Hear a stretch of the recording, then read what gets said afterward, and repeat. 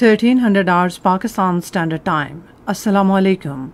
This is Radio Pakistan.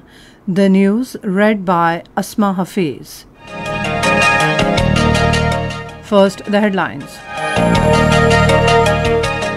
Prime Minister says reforms are underway to improve tax system with consultation of all stakeholders. Information Minister has categorically stated that Pakistan is not siding with any group in Afghanistan.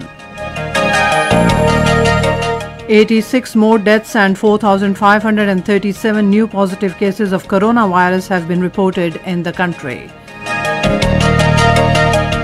In Indian illegally occupied Jammu and Kashmir, the General Secretary of All Parties Hurriyat Conference has said the sacred cause of freedom will be taken to its logical conclusion at all cost. And now the news in detail. All the major chambers of commerce of the country have expressed satisfaction over the government's pro-business policies and the steps taken for ease of doing business. The satisfaction was expressed at a meeting between Prime Minister Imran Khan and the presidents of all the main chambers of commerce in Islamabad. The government and the business community also agreed to devise a strategy with mutual consultation to increase tax revenue. Imran Khan said reforms are underway to improve tax system and consultation with all stakeholders will accelerate this process. The Prime Minister directed the federal ministers to remain in contact with all stakeholders and hold regular meetings with them to listen to their problems and proposals. President Arif Alvi has approved the appointment of additional judges in Sindh and Peshawar High Courts. The approval has been given in accordance with Article 175A of the Constitution. For Sindh High Court, the names of Justice Ms. Rashida Asad, Justice Abdul Mubin Lakho and Justice Zulfikar Ali Sanghi have been approved. For Peshawar High Court, the assent has been given to the names of Justice Sahibzada Asadullah, Justice Muhammad Naeem Anwar and Justice Waqar Ahmad. Minister of Information and Broadcasting Chaudhry Fawad Hussain has emphatically stated that Pakistan is not siding with any group in Afghanistan. Addressing a ceremony organized by Pak Afghan Youth Forum in Islamabad today, he said his country is trying to create an atmosphere and situation where all groups of Afghanistan can come together and form an inclusive government. This is the only way Afghanistan can actually form a stable government and peaceful society. Chaudhry Fawad Hussain said that no one group in Afghanistan is in a position to capture the whole of Afghanistan. Special Assistant on National Health Services Dr. Faisal Sultan has said the program for prevention and control of hepatitis will be made successful.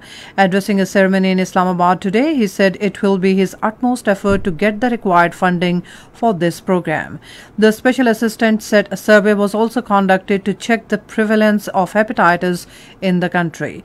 He said efforts are afoot to provide better treatment services to the hepatitis patients. 86 more deaths due to coronavirus and 4,537 new positive cases of the infection have been reported in the country. According to National Command and Operations Center, 58,000 tests were conducted, while positivity ratio remained 7.79%.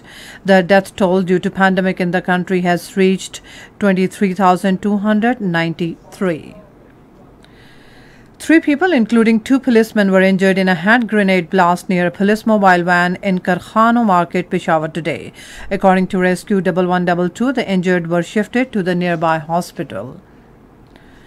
In Indian illegally occupied Jammu and Kashmir, the General Secretary of All Parties Hurriyat Conference, Maulvi Bashir Ahmad Irfani, has paid rich tributes to the martyrs of freedom movement, saying the sacred cause of freedom will be taken to its logical conclusion at all costs.